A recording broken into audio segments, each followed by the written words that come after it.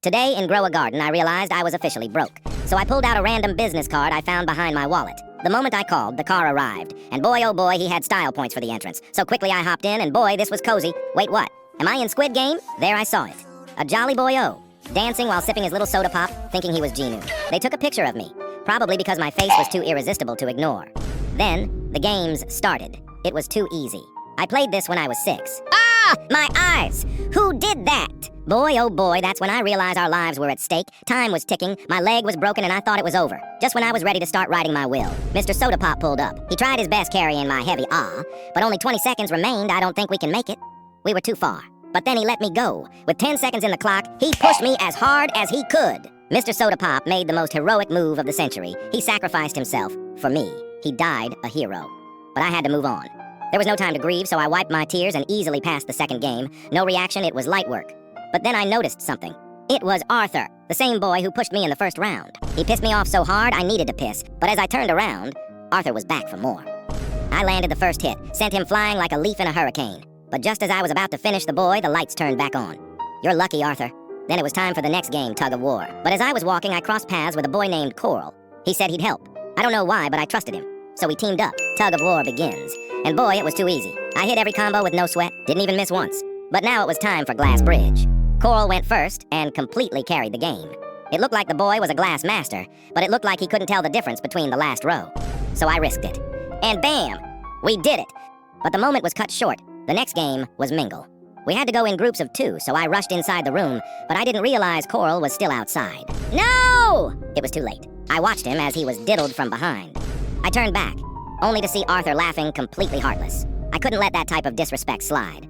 To all those people who lost their lives to save me, I needed to keep going. Ah! He hit me hard, but now it was my turn. So I wombo-comboed the crap out of Arthur's He couldn't do anything. I felt the power of Mr. Soda Pop in my veins and kept hitting him until he was one sneeze away from joining the others. We were almost out of breath, so I did what must be done. I told Arthur we could split the cash.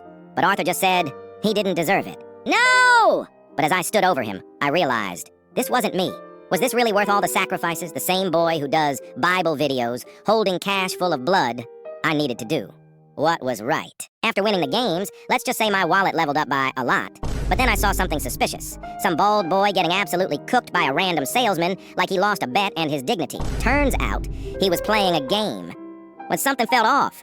Wait a minute, I know those guards. They didn't just look familiar. They were the exact ones from the game. I wasn't about to let this slide. Time to run it back. This time, I'm ending it for good. Before I could blink, it was already time to take a photo. So they took another picture of me. Bro, I've been here before. Everyone, get behind me. Those eyes are motion detectors, so lock in. Ah! My leg! Help! That's when it happened. Some boy with a buzz cut picked me up like he was Superman and carried me to the finish line. It was time for the next game, so quickly I made my way to pick a cookie. Naturally, I chose the triangle, the easiest shape in existence. Even my mouse could carve it. Wait a minute, this ain't no triangle. This shape looked like it was pulled from a tournament bracket designed by a blindfolded maniac. Corners, zigzags, some ancient rune in the middle. This cookie was out for blood.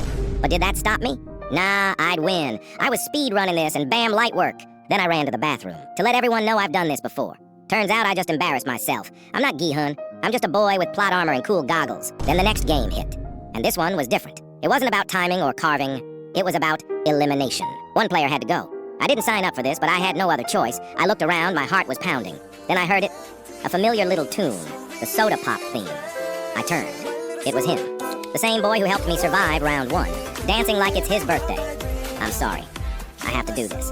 It wasn't personal, but only one of us was walking out of this round. These games are only going to get worse. They gave us a chance to vote, to leave, or continue. The majority chose to leave. This was it.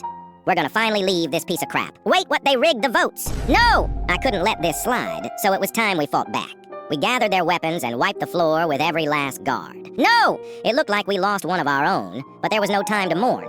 Only violence, so we pushed forward. My teammate was out here shooting like he graduated from Call of Duty, certified American. But the guards were everywhere, spawning from the vents, corners, but together, anything was possible, so we kept fighting back until we finally made it. This place looked like an arcade, but before we could touch the machines, even more guards showed up. Our teammate was just standing there, at the slot machine gambling. Why are you losing money when we're losing our lives?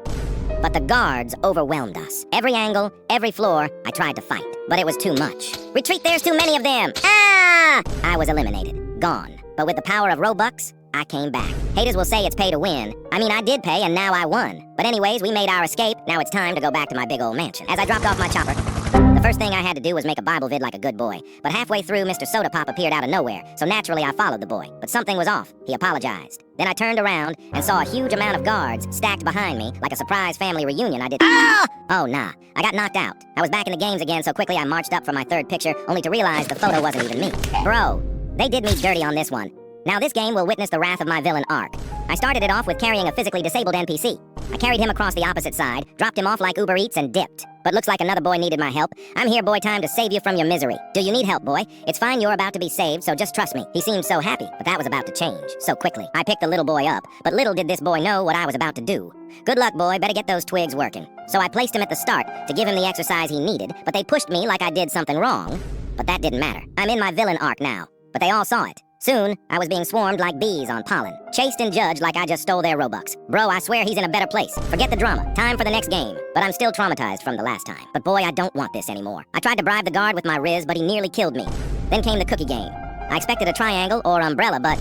Boy, are you serious right now? This isn't even a shape! But with my elite cutting skills and years of eating food, I speed ran that cookie like a certified cookie surgeon. No cracks. Haters say I messed up, but it was just my aura. These boys surrounded me once again, bro. I didn't do anything wrong. I swear, just leave me alone. I had to dip, otherwise they would have eaten me. When the lights went out, I headed to the bathroom because I needed to piss. Until I saw some boy standing there. He walked up to me saying this was the girls' bathroom. Bro, what are you doing here? Then he said it was his block. Oh, nah. So I decided to beat him up. That's what you get for creeping in the girls' bathroom. Then bro started acting all freaky. But the real nightmare had just started. Hide and seek time. Except this time, I was the victim, and the seekers were built like fridges with feet. They chased me like I stole their single fry. But this wasn't new. I've been evading taxes for years, so I quickly went to Glass Bridge. Time to show you how to be a professional aura farmer. 20 years of gaming experience at 10 years old. No fear, it was too easy. Now it was mingle. I decided to lock in. I had to go with 5 people, but there was too much. Someone had to go. We had to end one of them. Sorry, boy, it had to be done. No! Oh, wait, he's still alive. So we managed to respectively remove one player, made it through. But the next round was tougher. This time it was teams of 2, partnered up with a grandpa. But then, this boy didn't make it. He got caught lacking, and the guards diddled him from behind. Meanwhile, this dude in the corner started laughing like he didn't care. That's it. I was in my villain arc, but I couldn't let that slide. He squared up first, started comboing me like he knows an ancient art, threw me around like laundry in a spin cycle. But every boss has a weak point. His knees started sounding like bubble wrap. That's when I locked in. I started swinging left and right, throwing him like my pillow at night. Then I faced the grandpa. It was all over until I told him. We are not horses. We are humans, and humans are horses. I'm not Gihun, boy. I'm Jimmy.